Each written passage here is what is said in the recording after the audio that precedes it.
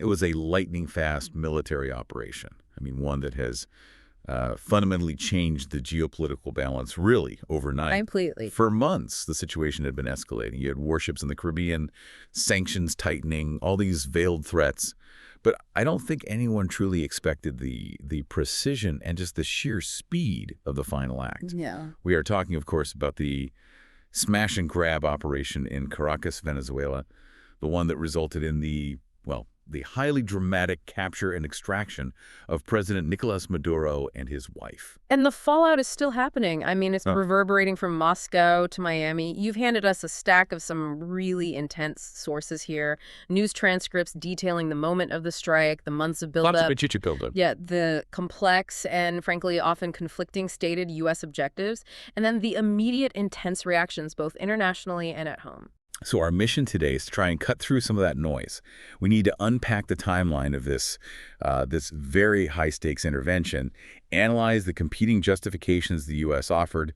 Is this law enforcement, or is it really about resources? That's a critical question. And then detail the immediate geopolitical shockwaves this move has created, especially for the whole concept of state sovereignty. So let's dive deep into the night that changed Venezuela. The attack itself was a masterpiece of military synchronization, but at the same time, absolutely brutal in its intent. It happened in the deepest hours of the morning in Caracas. Just after 2 a.m. local time, that's when the first explosions were reported. Right, followed by plumes of smoke rising over the city center, which confirmed pretty quickly that this wasn't just some skirmish. This was a large-scale, coordinated strike. And what's crucial to understand is that the targets were highly strategic. They were designed not just to distract, but to instantly paralyze the command structure. So not just random bombing. Not at all. The two main confirmed targets in the capital were key military nodes. La Carlota Airfield, which controls air access in and out of Caracas, and Fuerte Tuna, which is the city's main and largest military base. So we're seeing surgical strikes aimed squarely at military capacity, not broad-scale infrastructure destruction. Precisely. The reports also indicated targets in at least 4 other cities. These were sites linked to communication infrastructure, air defense facilities, and ports that were allegedly being used for drug shipments. So in total, 5 cities were hit. This was an operation that went far beyond just the capital. It did, but it was hyper-focused on one thing: disabling Maduro's ability to respond in any meaningful way. And the culmination of all this military precision was, of course, the actual extraction. Yeah. The sources describe the capture scene as, immediate and highly aggressive. I mean, the phrase used is that Maduro and his wife were dragged out of their bed. Dragged out of their bed, captured right there, and then immediately flown out of Venezuela on a U.S. military aircraft, the stated destination, a U.S. court, where they're scheduled to stand trial. And what's fascinating here is the complete communication silence right after the strikes. For hours, the world was just operating on rumors and reports coming out of Caracas. The U.S. government was totally silent. Completely, until President Trump broke the official silence with a social media post confirming the large-scale strike about 3.5 hours after it all began. 3.5 hours of silence. That gap alone just speaks volumes about how sensitive this whole operation was. Absolutely. The timing, 4:30 a.m. Washington time, was deliberate. Trump confirmed the successful strike and capture, but he added a really key caveat. He stressed that it was done in conjunction with U.S. law enforcement. Oh, it is. And that framing, calling it a law enforcement operation, that is the political foundation the U.S. is trying to build this entire action upon. That law enforcement detail is so critical, and we'll unpack why in a second.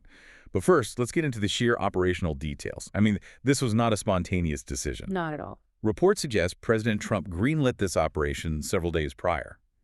The biggest hurdle wasn't the military planning, it was simply finding Maduro. That's the real intelligence challenge. Maduro knew he was a target. He was reportedly not staying at the presidential palace, but rotating between secure locations to keep U.S. intelligence guessing. So the CIA was tasked with locating him. The final capture location was described by the president only as a fortress. The sheer investment of intelligence resources to pinpoint a sovereign head of state is just staggering. And once they confirmed the location, the physical execution was handed over to the Delta Force. This moves the operation far beyond a standard military mission. It really does. Delta Force is the elite wing. They specialize in secret, high-risk missions for capturing or neutralizing high-value targets. They are the absolute tip of the spear. And the sources cite a precedent for this, right? They do. The successful 2019 operation against ISIS chief Abu Bakr al-Baghdadi. But what makes this Venezuela operation so unprecedented is that this kind of force used to neutralize global terrorists was deployed against a recognized sitting head of state. Even if his legitimacy was disputed. Exactly. And the explicit purpose was arrest and extradition based on a criminal indictment. This is the definition of surgical, specialized military might being used for what the U.S. claims is a purely criminal arrest. That level of force for what they call a law enforcement action, it's a massive contradiction in terms. And what's fascinating is how the commander-in-chief treated the event itself. The president described watching it live. Oh, it was a spectacle, and he wanted the world to know it. He said, and I'm quoting here, "I watched it literally like I was watching a television show," and he emphasized the speed and the violence required to pull it off. That kind of public boasting about watching it in real time, that isn't just a quirk. It completely reframes the operation. It turns a massive geopolitical risk into a piece of domestic political theater. It highlights his personal political investment in this action. The performance element is undeniable. But let's move past the spectacle to the substance. The stated objectives. Vice President J.D. Vance articulated two primary goals. What were they?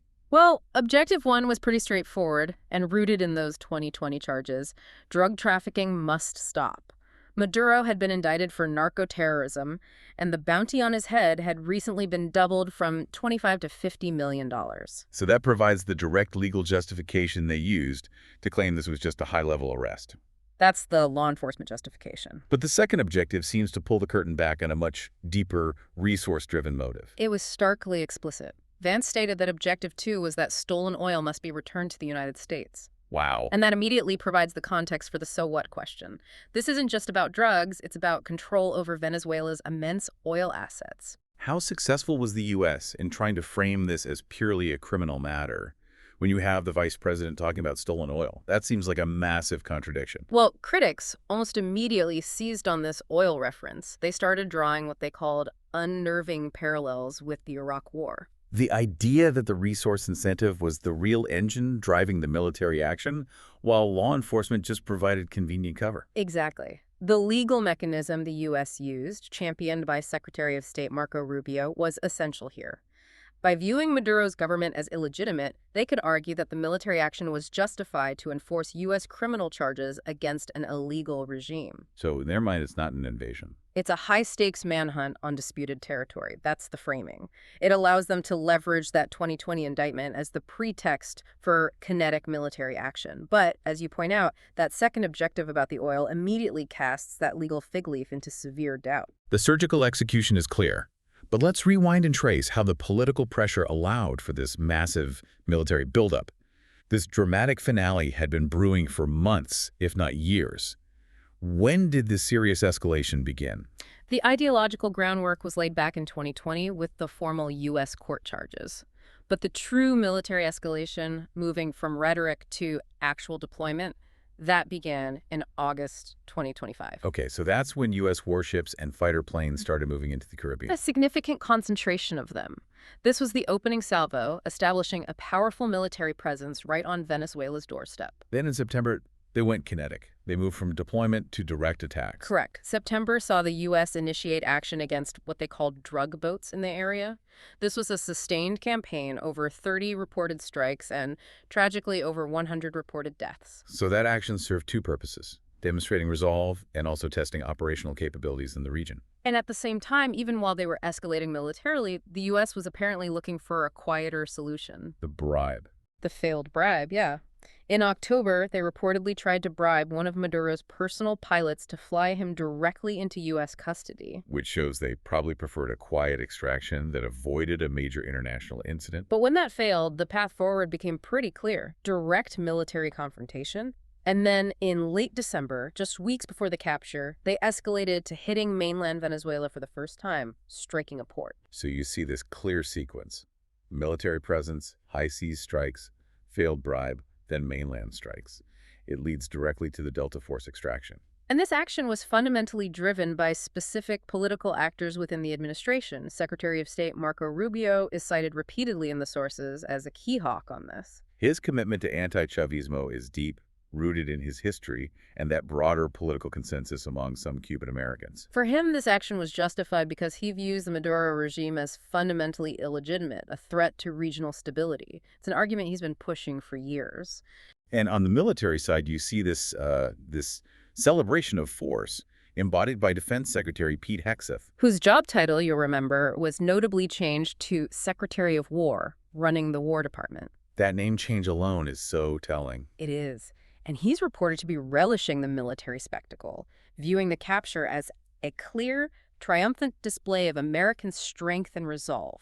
It's a victory lap for the military establishment. But wait a minute. This massive, high-profile intervention seems to fly directly in the face of the America First isolationist ideology that the administration has long championed. How do they square that circle? That is the central contradiction. And critics, including many who typically support the administration's isolationist bent, note that this action mirrors the very kind of intervention the president campaigned against. So how do they get away with it? The lack of reported U.S. casualties, that's the key political lubricant here. Because it was a surgical, quick Delta Force operation and U.S. troops weren't lost, the domestic political cost is minimized. It allows them to claim a major foreign policy win without getting bogged down in what they call endless wars. So America First becomes an ideology of convenience. It seems so. Easily bypassed when a quick, high-value win is on the table. Let's shift focus now to the human cost, the immediate chaos on the ground in Caracas. The mood isn't celebration. It's deep fear and instability. It's panic, essentially. People are rushing out across the city to secure essentials, groceries, medicines, and gasoline. They're preparing for a period of extended uncertainty and a potential breakdown of civil order. The action created an immediate vacuum, and the population is just bracing for the worst possible outcome. And the political vacuum is completely confusing. The regime's vice president issued a statement saying they had no knowledge of the whereabouts of the president, confirming the regime was rudderless. And the line of succession is critically unclear.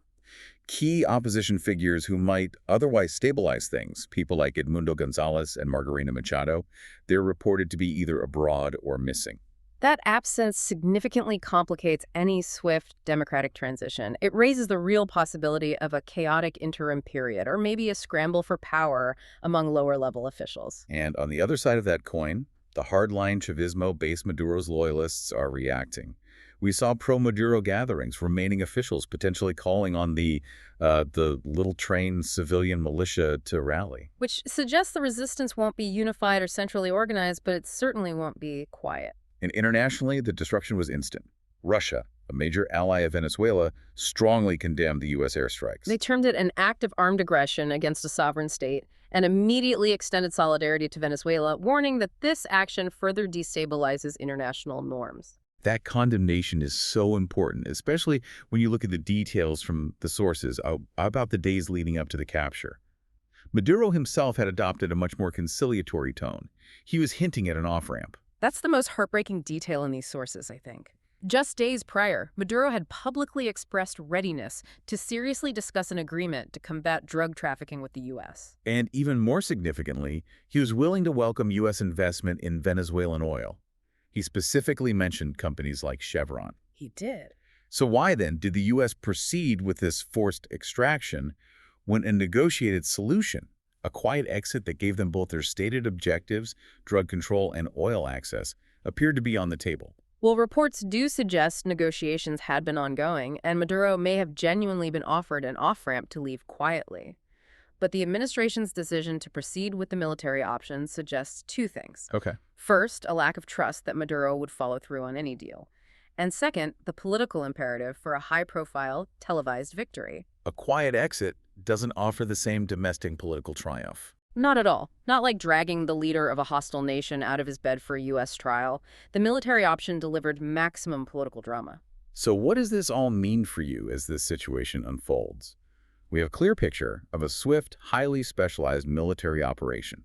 It was justified as a necessary law enforcement action against a narco-terrorist while also serving specific U.S. geopolitical and economic goals, namely recovering access to oil. And this move, rooted in domestic political calculation, has created immediate instability in Venezuela and a massive international disruption. The lingering uncertainty now is what the U.S. intends to do next with the power vacuum they've created.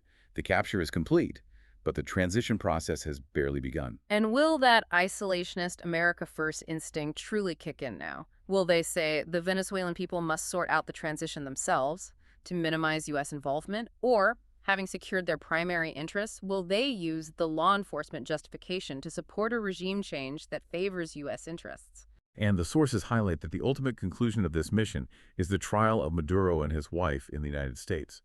So consider the long-term geopolitical implication if a world leader can be captured from their sovereign state by an elite military unit and flown out for criminal prosecution. What precedent does a televised high-stakes military capture, justified by drug charges and resource interests, set for future international conflicts and the very concept of state sovereignty?